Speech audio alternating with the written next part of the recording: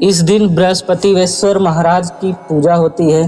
दिन में एक ही समय भोजन करें, पीले वस्त्र धारण करें, पीले पुष्पों का धारण करें। भोजन भी चने दाल होना चाहिए, नमक नहीं खाना चाहिए।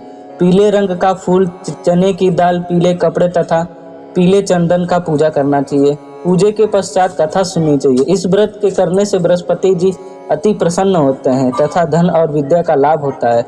स्त्रियों के लिए यह व्रत अति आवश्यक है। इस व्रत में केले का पूजन होता है।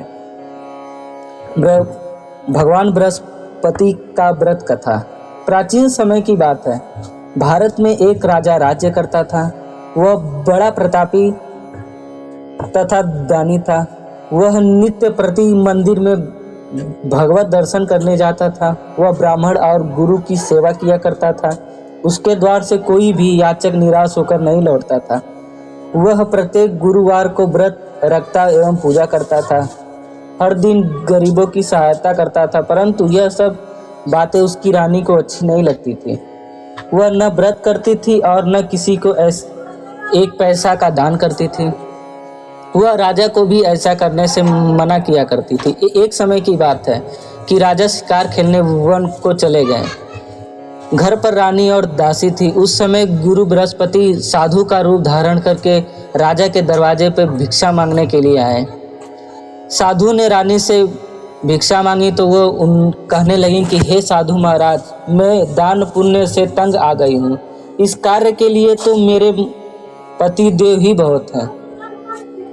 अब आप ऐसी कृपा करें कि सारा धन नष्ट हो जाए तथा मैं आराम से रह सकूं। साधु रूपी बृहस्पति ने कहा, हे देवी, तुम बड़ी विचित्र हो। संतान और धन से कोई दुखी नहीं होता है। पापी भी पुत्र और धन की इच्छा करता है। अगर तुम्हारे पास धन अधिक है तो भूखे मनुष्यों को भोजन कराओ, प्याऊ लगवाओ, ब्राह्मणों को दान करो, धर्मशालाएं बनवाओ, कुआं, तालाब, बावड़ी, बाग बगीचे आदि का निर्माण कराओ। कर्मों के आपके कुल का और नाम परलोक में सार्थक होगा एवं तुम्हें भी स्वर्ग की प्राप्ति होगी। परंतु रानी ने इन बातों से खुश नहीं हुई। उसने कहा, हे साधु महाराज, मुझे ऐसे धन की आवश्यकता नहीं जिसको मैं अन्य लोगों को दान करती फिरूं तथा जिसको रखने और संभालने के लिए मेरा सारा समय नष्ट हो जाए। साधु ने कहा, हे देवी, यदि तुम्हारी ऐसी इच्छा है तो जैसा तुम्हें बताता हूँ तुम वैसा ही करना। बृहस्पतिवार के घर आंगन को गोबर से लीपना, अपने केशों को पीली मिट्टी से धोना, केशों को धोते समय स्नान करना, राजा से कहना कि वह हजामत करवाए, भोजन में मांस मदिरा खाना, कपड़े धोबी के यहाँ धुलने देना। इस प्रकार 7 बृहस्पतिवार करने से तुम्हारा सारा धन नष्ट हो जाएगा। यह कहकर साधु महाराज रूपी बृहस्पति देव अंतर ध्यान हो गए। रानी ने साधु के कहने के अनुसार 7 बृहस्पति तक वैसा ही किया करने का विचार किया। साधु के बताए अनुसार कार्य करते हुए केवल 3 बृहस्पतिवार ही बीते थे कि उसकी समस्त धन संपत्ति नष्ट हो गई। भोजन के लिए दोनों समय परिवार तरसने लगे। सांसारिक भोगों से दुखी होकर तब राजा रानी से कहने लगे कि हे रानी, तुम यहाँ पर रहो, मैं दूसरे देश को जाता हूँ, क्योंकि यहाँ पर मुझे सभी मनुष्य जानते हैं, इसलिए मैं यहाँ कोई काम नहीं कर सकता। मैं अब परदेश जा रहा हूँ, वहाँ कोई काम धंधा करूँगा, शायद हमारे भाग्य बदल जाए। ऐसा कहकर राजा परदेश चला गया। वह वहाँ जंगल से लकड़ी काट कर लाता और शहर में बेचता। इस तरह जीवन व्यतीत करने लगा। इधर राजा के बिना रानी और दासियां दुखी रहने लगी। किसी दिन भोजन मिलता और किसी दिन जल पीकर ही रह जाती। एक समय रानी और दासिया को 7 दिन बिना भोजन के व्यतीत करना पड़ा। तो रानी ने अपनी दासी से कहा, हे दासी, यहाँ पास के ही नगर में मेरी बहन रहती है, वह बड़ी धनवान है। तुम उसके पास जाओ और वहाँ से 5 सेर बेझर मांग के ले आओ, जिससे कुछ समय के लिए गुजारा हो जाए। रानी ने दासी के बहन के पास गई। दासी रानी के बहन के पास गई। रानी की बहन उस समय पूजा कर रही थी। बृहस्पतिवार का दिन था। दासी ने रानी की बहन से कहा, हे रानी, मुझे आपकी बहन ने भेजा है, मुझे 5 सेर बेझर दे दो। दासी ने यह बात अनेक बार कही, परंतु रानी की बहन ने कोई उत्तर नहीं दिया, क्योंकि उस समय वह बृहस्पतिवार की कथा सुन रही थी। जब दासी को रानी की बहन से कोई उत्तर न मिला तो वह दुखी होकर उसे क्रोध भी आया और वहां से लौटकर रानी से बोली, हे रानी, आपकी बहन बहुत घमंडी हो चुकी है। वह छोटे लोगों से बात करना नहीं चाहती। मैंने उससे कहा तो उसने कोई उत्तर नहीं दिया। मैं वापस चली आई। रानी बोली, हे दासी, इसमें इसका कोई दोष नहीं है। जब बुरे वक्त आते हैं तब कोई सहारा नहीं देता है। अच्छे बुरे का पता विपत्ति में ही लगता है। जो ईश्वर की इच्छा होगी वही होगा। यह सब हमारे भाग्य का दोष है। उधर रानी की बहन सोचा कि मेरी बहन की दासी आई थी, परंतु मैं उससे कुछ नहीं बोली, इससे वह बहुत दुखी होगी। अंततः कथा सुनी और विष्णु भगवान का पूजा समाप्त कर वह बहन के घर आई और कहने लगी, हे बहन, मैं बृहस्पतिवार का व्रत कर रही थी। तुम्हारी दासी हमारे घर आई थी, परंतु जब तक कथा होती तब तक हम लोग न उठते और न बोलते हैं, इसलिए मैं नहीं बोली। कहो दासी क्यों आई थी? रानी बोली, बहन, हमारे घर अनाज नहीं है। वैसे तुमसे कोई बात छिपी नहीं है, इस कारण मैंने दासी को तुम्हारे पास 5 सेर बेझर लेने के लिए भेजा था। रानी की बहन बोली, बहन देखो, बृहस्पतिवार की मनोकामना पूर्ण करते हैं। देखो, शायद तुम्हारे घर में अनाज रखा हो। यह सुनकर दासी घर के अंदर गई तो वहाँ एक घड़ा बेझर भरा पड़ा मिला। उसे बड़ी हैरानी हुई क्योंकि उसने एक एक बर्तन देख लिया था। उसने बाहर आकर रानी को बताया। दासी अपनी रानी से कहने लगी, हे रानी, देखो, वैसे हमको अब अन्न नहीं मिलता तो हर रोज ही व्रत करते हैं। अगर इस व्रत की विधि पूजा पूछ ले तो हमें भी ले लिया करेंगे। दासी के कहने पर रानी ने अपनी बहन से बृहस्पतिवार के बारे में पूछा। उसकी बहन ने बताया, हे रानी बहन, बृहस्पतिवार को सूर्योदय से पहले उठकर स्नान करने के पश्चात बृहस्पतिवार का व्रत करना चाहिए, लेकिन उस दिन सिर नहीं धोना चाहिए। बृहस्पतिवार के व्रत चने की दाल, मुनक्का व विष्णु भगवान के केले के वृक्ष की जड़ की पूजा करें तथा दीपक जलाएं। उस समय एक ही समय भोजन करें। भोजन में पीले पदार्थ का करें तथा कथा सुने। इस प्रकार करने से गुरु भगवान बृहस्पति देव अति प्रसन्न होते हैं, अन्न पुत्र धन देते हैं। इस तरह व्रत और पूजन करने का बताकर रानी की बहन अपने घर लौट गई। रानी और दासी दोनों ने निश्चित किया कि बृहस्पति देव भगवान का पूजन जरूर करेंगे। 7 दिन बाद जब बृहस्पतिवार आया तो उन्होंने व्रत रखा। गुड़साल में जाकर चना और गुड़ बीन लाए तथा उसकी दाल से केड़े की जल की भगवान विष्णु की पूजन किया। अब भोजन कहाँ से आया? दोनों बड़ी दुखी थी, परंतु उन्होंने व्रत किया, इस कारण भगवान बृहस्पति देव अति प्रसन्न थे। वे एक साधारण व्यक्ति के रूप में 2 थालों में सुंदर पीला भोजन लेके आए और दासी को देकर बोले, हे दासी, यह तुम्हारे लिए और रानी के लिए है, तुम दोनों करना।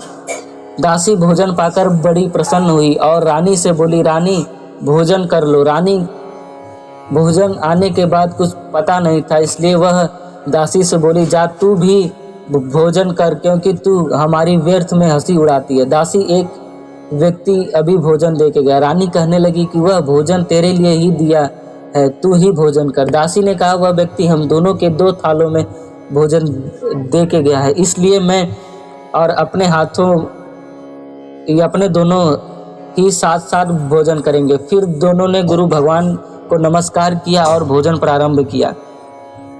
उसके बाद वे प्रारंभ में बृहस्पतिवार को गुरु भगवान का बृहस्पति पूजन करने लगी। बृहस्पति भगवान की कृपा से उनके पास धन हो गया, परंतु रानी फिर पहले की तरह आलस्य करने लगी। तब दासी बोली, देखो रानी, तुम पहले भी इसी कारण आलस्य करती थी, तुम्हें धन रखने का कष्ट होता था, इसके कारण सभी धन नष्ट हो गए थे। अब गुरु भगवान की कृपा से धन मिला है तो तुम्हें आलस्य होता है। बड़ी मुसीबतों के बाद हमने यह धन पाया है, इसलिए हमें दान पुण्य करना चाहिए।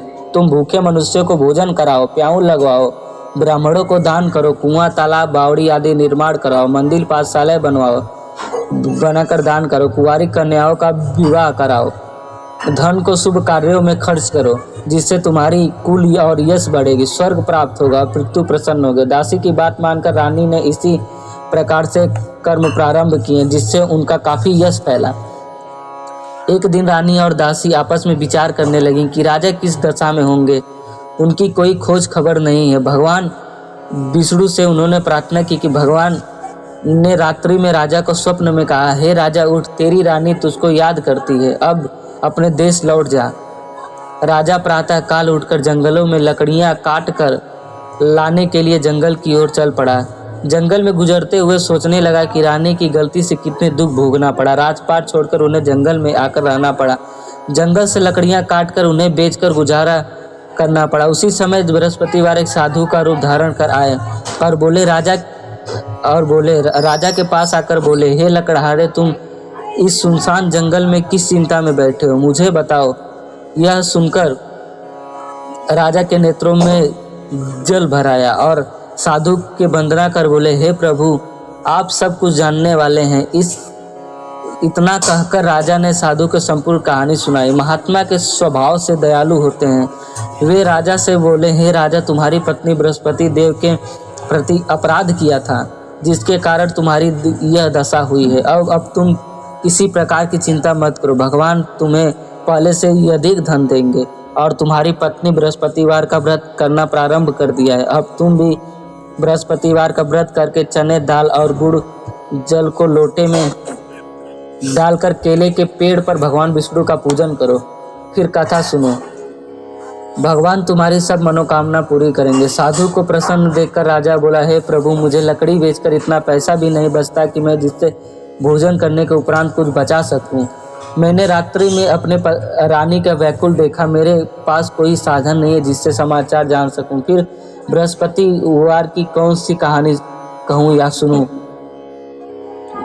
मुझको कुछ भी मालूम नहीं है। साधु ने कहा, हे राजा, तुम किसी बात की चिंता मत करो।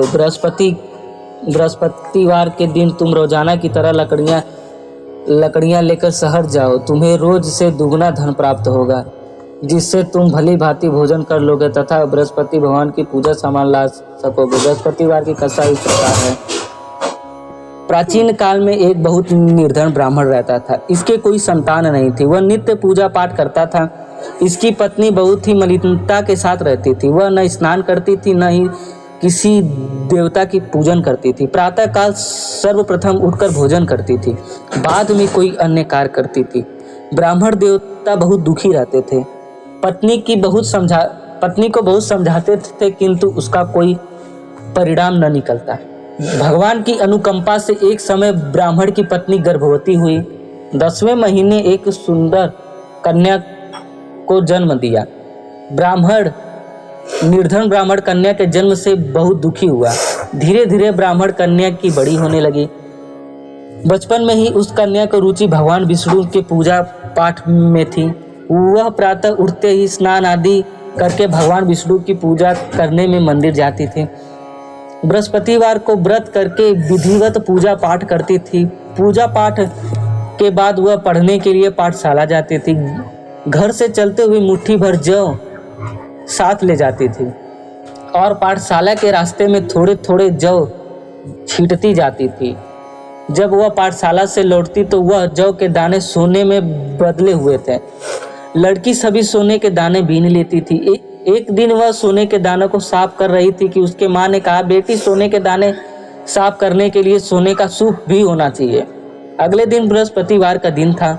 उसने भगवान बृहस्पति देव की पूजा करते हुए प्रार्थना की, हे भगवान, यदि मैंने आपका व्रत निधिवत किया है तो मुझे सोने का सूप दे दो। भगवान बृहस्पति ने उसकी मनोकामना पूरी करने का वचन दिया। पाठशाला के लौटते समय उसे रास्ते में सोने का सूप पड़ा हुआ मिला। घर लौटकर सोने का सूप अपने माँ को दिखाकर वह सोने के दाने साफ करने लगी। उस समय नगर का राजकुमार उसके घर के पास गुजरा। उस सुंदर लड़की को सोने के सूप में जौ साफ करते हुए देख मोहित हो गया। महल में लौटकर राजकुमार ने राजा से उस लड़की से विवाह करने के लिए इच्छा प्रकट की। राजा ने ब्राह्मण को महल में बुलाकर राजकुमार से उस लड़की के विवाह करने की बात कही। ब्राह्मण तैयार हो गया, धूमधाम से उस लड़की का विवाह हुआ, राजकुमार से हो गया। दुल्हन बनकर ब्राह्मण की लड़की महल में चली गई। लड़की के चले जाने के बाद ब्राह्मण फिर से निर्धन हो गया। उसे कई दिन तक भोजन नहीं मिलता। वह बहुत दुखी होकर ब्राह्मण के एक दिन अपनी लड़की के पास गया। अपने माता पिता को निर्धनता का समाचार सुनते ही बहुत सा धन देकर पिता को विदा किया। उस धन से ब्राह्मण से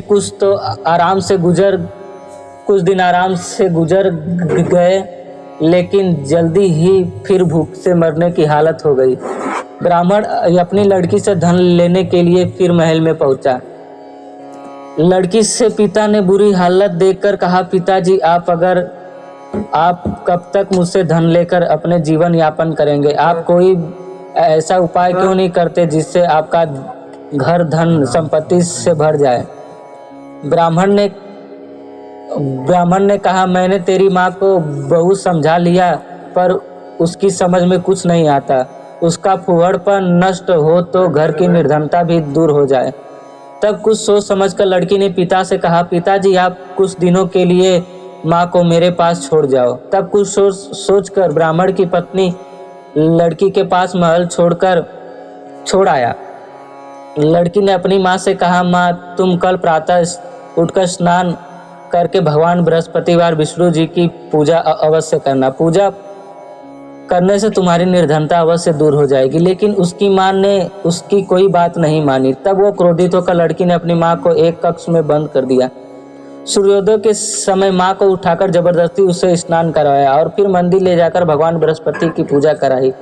कुछ दिनों तक ऐसा करने से माँ की बुद्धि में परिवर्तन हुआ और वह बृहस्पतिवार का व्रत रखने लगी। उसके व्रत रखने से ब्राह्मण के घर में भगवान विष्णु की अनुकंपा से धन की वर्षा होने लगी। दोनों पति पत्नी धन की संपत्ति पाकर आनंद पूर्वक जीवन यापन करते हुए विष्णु धाम को चले गए। लकड़हारा बने राजा ने उन साधु से बृहस्पतिवार की यह कथा सुनकर यह विष्णु भगवान की पूजा की। उस दिन से उसके सभी क्लेश दूर हो गए। लेकिन अगले बृहस्पतिवार को कामकाज में अधिक व्यस्त रहने के कारण उसने भगवान बृहस्पति का व्रत नहीं किया। भगवान बृहस्पतिवार लकड़हारे से क्रोधित हो गए और उसे भूल की सजा दी। उस नगर के राजा ने नगर की घोषणा करके सबको सूचित किया कि प्रत्येक नागरिक मेरे महल में भोजन करने आए। जो नहीं आएगा उसे अपराधी मानकर भारी दंड दिया जाएगा। लकड़हारा बने राजा ने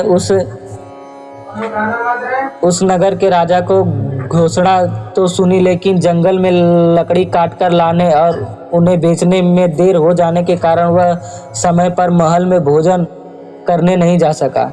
अंततः राजा के सैनिक लकड़हारे को पकड़कर महल में ले गए। राजा ने उसे महल के एक कक्ष में बैठाकर भोजन करवाया। उस कक्ष में एक खूंटी पर रानी का सोने का हार लटका हुआ था। लकड़हारा अकेला कक्ष में भोजन कर रहा था। तभी उसने एक आश्चर्यजनक घटना घटती देखी। देखते ही देखते वह खूंटी से हार निगल गई और खूंटी हार को निगल गई।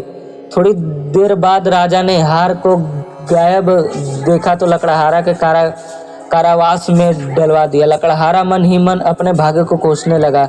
तभी उसने जंगल में मिले साधु का स्मरण हो आया। थोड़ी देर बाद भगवान विष्णु बृहस्पति सन्यासी के रूप में उसके सामने प्रकट हुए और कहा, हे लकड़हारे, तूने भगवान बृहस्पतिवार की पूजा नहीं की, इसी कारण तुम्हें कष्ट हुआ है। लेकिन अब चिंता मत करो, बृहस्पतिवार के दिन कारागार के दरवाजे पर तुम्हें कुछ पैसे पड़े हुए मिलेंगे। उन पैसों से भगवान विष्णु का व्रत करके उनकी पूजा करोगे तो तुम्हारी सब दुख नष्ट हो जाएंगे। बृहस्पतिवार के दिन दरवाजे पर पड़े मिले पैसों से चने गुड़ मंगवाकर लकड़हारा ने बृहस्पतिवार की कथा कही तो भगवान बृहस्पतिवार प्रसन्न होकर उस नगर के राजा के स्वप्न में लकड़हारे को कारागार से मुक्त करने को कहा। सुबह राजा अपने कक्ष में आकर देखा तो खूंटी पर रानी का हार टंगा हुआ था। राजा ने लकड़हारे को मुक्त कर दिया। और उसे धन आभूषण देकर विदा किया। लकड़हारा बना राजा उस नगर चलकर अपने नगर तक पहुंचा। उस नगर में कुएं, धर्मशाला, बाग बगीचे देखकर अति प्रसन्न हुआ। राजा ने किसी से पूछा कि यह कुएं, धर्मशालाएं किसने बनवाई है? सबने उसे बताया कि ये सब रानी और उसके दासी ने बनवाई है। राजा महल में पहुंचा तो रानी ने उसका भव्य स्वागत किया। तब राजा ने निश्चित किया कि सप्ताह में एक बार तो सभी बृहस्पतिवार का व्रत पूजन करते हुए, परंतु प्रतिदिन व्रत रखूंगा तथा दिन में 3 बार कथा करूंगा। अब राजा हर समय दुसाले में चने दाल बांधते रहता था तथा दिन में 3 बार बृहस्पतिवार की कथा कहता। कुछ दिनों बाद राजा को अपनी बहन की याद आई। एक दिन घोड़े पर सवार होकर राजा अपनी बहन से मिलने आया और यह भी राजा के बाहर पहुंचा था कि कुछ लोगों को एक शव को ले जाते हुए देखा। राजा को स्मरण हो आया कि आज उसने किसी को बृहस्पतिवार की व्रत कथा नहीं सुनाई। राजा ने उन लोगों को रोककर कहा, भाइयों, आप शव यात्रा को ले जा रहे हो, पहले मुझसे बृहस्पतिवार की कथा सुन ले। लोगों ने राजा पर क्रोधित होते हुए कहा, तुम पागल तो नहीं हो? लेकिन कुछ बड़े बूढ़े लोगों ने कहा कि अच्छा भाई, साथ में चलते चलते तुम अपनी कथा सुना लो। राजा ने चलते चलते ये आधी कथा ही सुनाई थी कि शव हिलने लगा। राजा ने पूरी कथा सुनाते ही शव उठकर बैठ गया। लोगों ने हैरानी से दांतों तले उंगली दबा ली। अगले बृहस्पतिवार को भगवान बृहस्पतिवार का व्रत करने व कथा सुनने का निश्चय कर लिया। ये अब घोड़े पर सवार होकर राजा चलते हुए एक किसान के पास पहुंचा। किसान अपने खेत में हल चला रहा था। राजा ने कहा, अरे भाई, मुझसे बृहस्पतिवार की कथा सुन लो। किसान झुंझलाकर बोला, अरे भाई, देख नहीं रहे हो, जितनी देर से तुम्हारी कथा सुनूंगा उतनी देर में तो पूरा खेत हल चला लूंगा। राजा निराश होकर चलने लगा। राजा तभी किसान के बैल लड़खड़ा कर जमीन पे गिर गए। किसान के पेट पे भी जोरों से दर्द होने लगा। उस समय किसान की पत्नी जब खाना लेकर आई तो उसने किसान के इस बारे में पूछा। किसान ने घुड़सवार की पूरी कहानी सुनाई। किसान की पत्नी दौड़ती हुई राजा के पास पहुंचकर हाथ जोड़कर बोली, भैया, मैं तुम्हारी कथा सुनने को तैयार हूँ। राजा ने उसने खेत पर पहुंचकर बृहस्पतिवार की कथा सुनाई तो तभी बैल उठकर खड़े हो गए। किसान के पेट का दर्द तुरंत ठीक हो गया। राजा अपनी बहन के घर पहुंचा तो उसकी बहुत भाव भगत हुई। अगले दिन सुबह उठकर राजा ने देखा कि घर के सभी लोग भोजन कर रहे हैं। किसी को भूखे को बृहस्पतिवार की कथा सुनाए बिना राजा भोजन नहीं करता था। उसने बहन से कहा, बहन, क्या घर में कोई ऐसा व्यक्ति है जिससे ये अभी तक भोजन न किया हो? उसकी बहन बोली कि भैया, हमारे घर में तो क्या आपको पूरे नगर में कोई ऐसा व्यक्ति नहीं मिलेगा जिसने सुबह सुबह भोजन न किया हो। तब राजा ने अपने बहन के घर से निकलकर उस नगर के बिना भोजन किए व्यक्ति की तलाश करने लगा। एक गड़िए के घर में उसका बेटा बीमार होने के कारण भूखा रह गया था। राजा ने उसके घर जाकर बृहस्पतिवार की कथा सुनाई। सुनते ही गड़िए के बीमार बेटा बिल्कुल ठीक हो गया। सबने राजा की बहुत प्रशंसा की। एक दिन राजा ने अपनी बहन से कहा, बहन, हम अपने घर जाना चाहते हैं, तुम भी हमारे साथ चलो, कुछ दिन वहाँ रहकर लौट आना। राजा की बहन ने अपनी सास से पूछा तो सास ने ताने देते हुए कहा, बहू, मायके जाना हो तो अकेली जाना, मेरे पोतों को नहीं ले जाना। तुम्हारे भाई के कोई संतान नहीं है, कहीं तुम्हारी भांति मेरे पोतों को जादू टोना न कर दे। दूसरे कक्ष में बहन की सास की बातें सुनकर राजा दुखी मन से अकेला ही अपने नगर लौट आया। रानी ने राजा से कहा, आप तो अपनी बहन को साथ लाने की बात कहकर गए थे ना, बहन को साथ क्यों नहीं लाए? तब राजा ने दुखी होते हुए कहा, रानी, हम निसंतान हैं, इसलिए कोई हमारे घर आना पसंद नहीं करता। रानी ने राजा को समझाकर, हे प्राणनाथ, हमें बृहस्पतिवार ने सब कुछ दिया है, अब भगवान बृहस्पति देव हमें संतान भी अवश्य देंगे। बृहस्पतिवार को विधिवत व्रत करते हुए राजा रानी ने भगवान बृहस्पतिवार से संतान के लिए प्राप्ति की। कुछ दिनों बाद उन्होंने स्वप्न में दर्शन करते हुए कहा, हे राजन, तेरी मनोकामना अवश्य पूरी होगी। यह सप्ताह बाद रानी गर्भवती हो गई। 10वें महीने में रानी ने एक सुंदर पुत्र को जन्म दिया। राजा रानी जीवन पर्यतः बृहस्पतिवार का व्रत करते हुए उनके धन की वर्षा होती रही। इसी तरह आनंद पूर्वक जीवन यापन करते हुए राजा रानी भगवान बृहस्पति की अनुकंपा से मोक्ष प्राप्त करके सीधे वैकुंठ धाम पहुंच गए।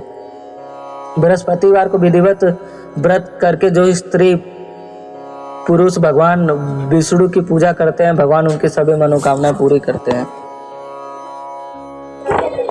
भगवान बृहस्पति देव की आरती। जय बृहस्पति देवा, ओम जय बृहस्पति देवा। छिन छिन भोग लगाओ कंदली फल मेवा, प्रभु कंदली फल मेवा। तुम पूर्ण परमात्मा, तुम पूर्ण परमात्मा, तुम अंतर्यामी। ओम जय बृहस्पति देवा। जगत पिता जगदीश्वर, तुम सबके स्वामी, प्रभु तुम सबके स्वामी। चरणामृत निज निर्मल सब पालन हरता। ओम जय बृहस्पति देवा। सकल मनोरथ दायक कृपा करो भरता, प्रभु कृपा करो भरता।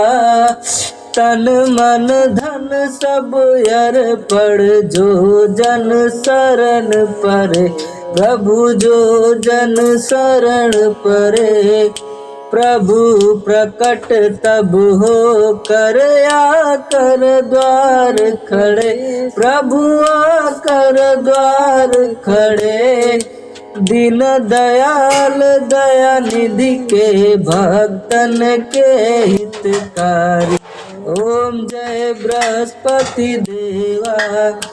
पाप दोष सब हरता, भव बंधन हारी, प्रभु भव बंधन हारी। सकल मनोरथ दायक सब संशय हारी। ओम जय बृहस्पति देवा। विषय विकार मिटाओ संतन सुखकारी, प्रभु संतन सुखकारी। जो कोई आरती तेरी प्रेम सहित गावे, स्वामी प्रेम सहित गावे। ज्येष्ठानंद आनंद सो निश्चित फल पावे, प्रभु निश्चित फल पावे।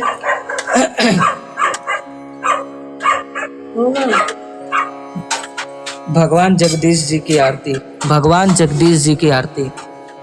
ओम जय जगदीश हरे, स्वामी जय जगदीश हरे। भक्तन क्यों के संकट, भक्त जनों के संकट क्षण में दूर करे।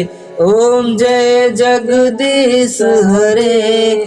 जो धावे फल पावे, दुख बिन से मन का, प्रभु दुख बिन से मन का।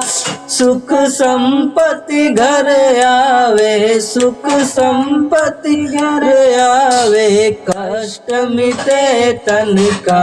ओम जय बृहस्पति देवा। मात पिता तुम मेरे, शरण गहूँ मैं किसकी, प्रभु शरण गहूँ मैं किसकी। तुम बिन और न दूजा, प्रभु बिन और न दूजा।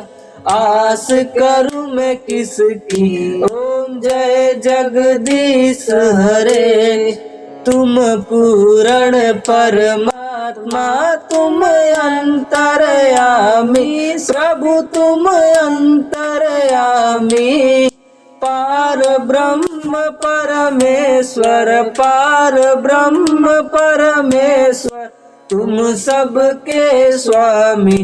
ओम जय जगदीश हरे, तुम करुणा के सागर, तुम पालन करता स्वामी, तुम पालन करता। मैं मूर्ख खल कामी, मैं सेवक तुम स्वामी, कृपा करो भरता। ओम जय जगदीश हरे, तुम हो एक अगोचर, सबके प्राणपति स्वामी, सबके प्राणपति। किस विध मिलूं दया मैं, किस विध मिलूं दया मैं तुमको कुमति। ओम जय जगदीश हरे, दीन बंधु दुख हरता, तुम रक्षक मेरे प्रभु, तुम रक्षक मेरे। करुणा हस्त उठाओ, करुणा हस्त उठाओ, द्वार पड़ा मैं तेरे। ओम जय जगदीश हरे, विषय विकार मिटाओ, पाप हरो देवा स्वामी, पाप हरो देवा। श्रद्धा भक्ति बढ़ाओ, श्रद्धा भक्ति बढ़ाओ, संतन की सेवा। ओम जय जगदीश हरे, श्री जगदीश जी की आरती जो कोई नर गावे, प्रभु जो कोई नर गावे। कहत शिवानंद स्वामी, जपत शिवानंद स्वामी, सुख संपत्ति पावे। ओम जय जगदीश हरे। इस तरह पूजा पाठ करने से भगवान विष्णु की अपार धन धान्य, संतान प्राप्ति और कृपा की प्राप्ति होती है। तो एक बार प्रेम से बोलिए।